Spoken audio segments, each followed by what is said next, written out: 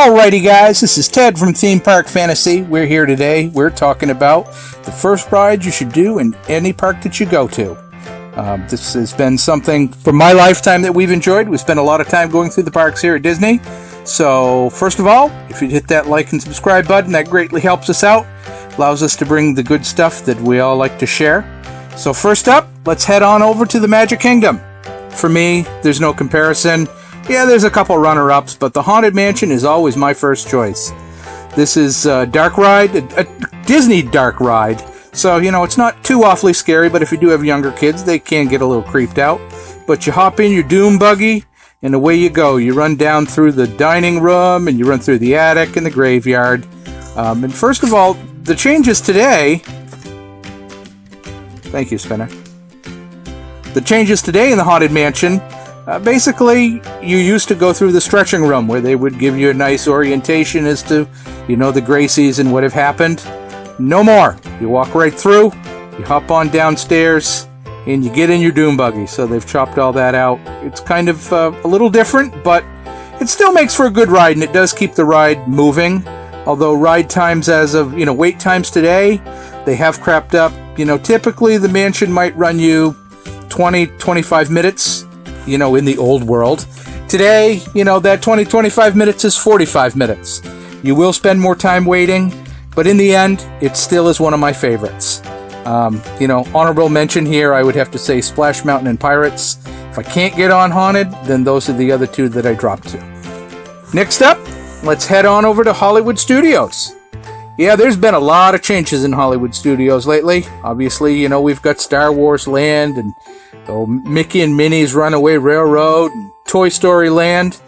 But for me, there's one and only, and that's the Tower of Terror. The beautiful icon that you can see driving down the street, just calling to you. It's my first location. I love going through the boiler. I spent a lot of time in the trade, so I'm used to dark, dingy basements. They did an amazing job with this. You head down through the basement, and you get on your service elevator. And they take you through the ride, little by little, up and down. You go all the way to the top, you get to look out over the studios and see just what that all encompasses.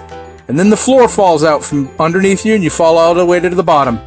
That was my first ride. Never been on it. They dropped me from the top to the bottom and I've been hooked ever since. From there, let's head on over to Epcot.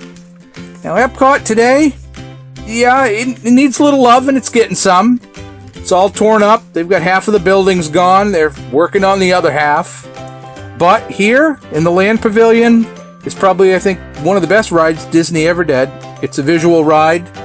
It's called Sauron. This ride takes you through great places all over the world. Places like the Taj Mahal, the Great Wall of China, the Pyramids of Egypt, Sydney Harbor in Australia, and the Matterhorn, just to name a few.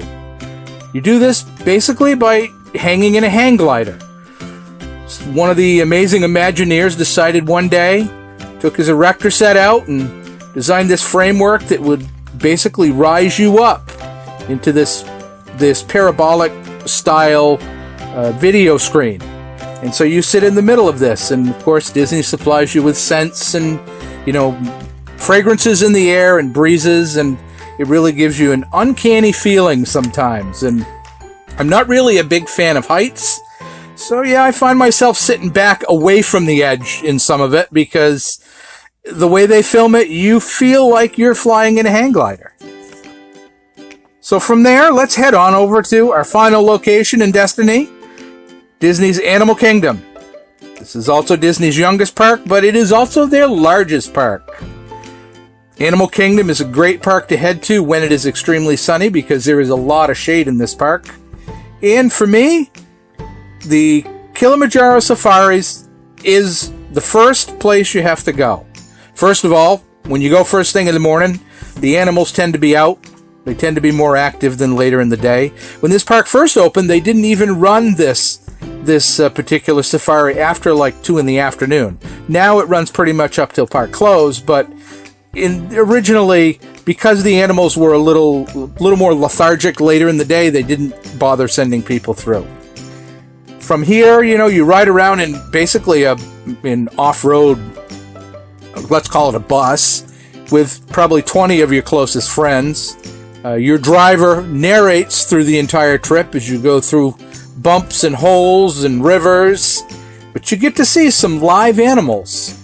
Animals that you probably wouldn't expect you'd find down here in Central Florida, like tigers and lions, cheetahs, rhinos, gators, and elephants. Just not typical wildlife down here. Yeah, we may have the occasional 13-foot gator, hanging in the neighbor's backyard, but you don't normally see a giraffe. So these pretty much are the rides that I start with. Usually when we head to the parks, we try to shoot for 4 a day, but these are my go-to rides. They are the places that I have the most memories with my family, and that we seem to come back to time and time again.